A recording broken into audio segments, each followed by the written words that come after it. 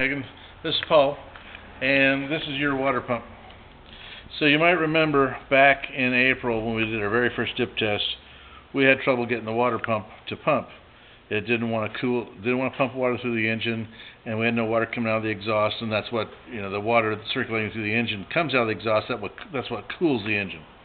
So we took the water pump off and we took it apart, and we found that someone had replaced a shim, which has a very specific thickness, with gasket material. It was more, better, thicker gasket material. Problem is that what we don't want to have is space between the face of the gears and the housing, and I'll show you why. So anyway, we thought we'd found the problem because when we replaced this shim and we tested the boat with what's called a fake leg, which is kind of a glorified plunger that we stick under the inlet of the water pump, which is below the boat.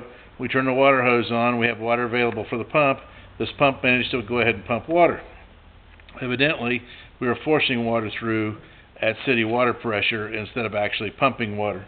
So at any rate, when we went to dip test yesterday, we found that we were once again not pumping water. And what happens is, the way this pump works is, as this rotates, this is our inlet side and this is our discharge side. So as this rotates, you can see that we're opening a space between these gear teeth. As we rotate this space opens up. The gear teeth no longer mesh, so there's space made. That creates a suction on the inlet side of the pump and sucks water up into the pump. Then the water goes around the outside of the gear, and when the gears come back together on this side, the gears mesh, and there's no longer room for the water. So the water has to go somewhere, and where it goes is out the discharge. Unfortunately, what's happened is both this housing and the housing inside here have worn where the gear teeth were scraping the housing. And that's normal wear. That just happens. This pump's been on this boat since 1953. So what it amounts to is we've just finally gotten all the goodie out of this pump that we're going to get. So what happens when we get space between the edges of the gear and the housing is, again, we have a negative or a suction side of the pump and a discharge side of the pump. That's high pressure, that's low pressure. The water is actually going across the face of the gears, between the face of the gears and the housing, back to the inlet side of the pump. And we're circulating water inside the pump instead of circulating water through the pump. So unfortunately, these pumps are not rebuildable. They're no longer available. Even the replacement pump for this pump is no longer available.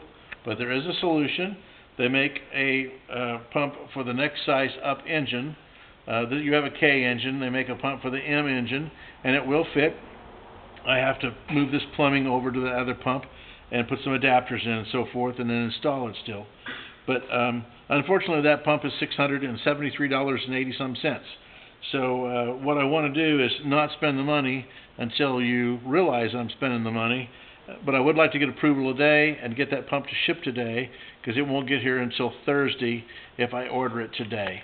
So I wanted you to see why what's happening is happening.